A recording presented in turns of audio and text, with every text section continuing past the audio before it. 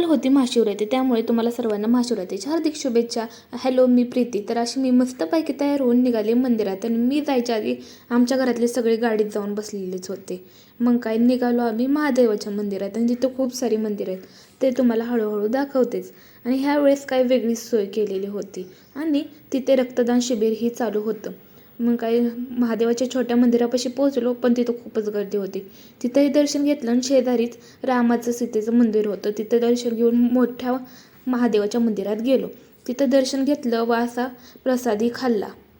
प्रसाद खाऊन म्हटलं चला आता विठ्ठल रुक्मिणीच्या मंदिरात पण जाऊन येऊया.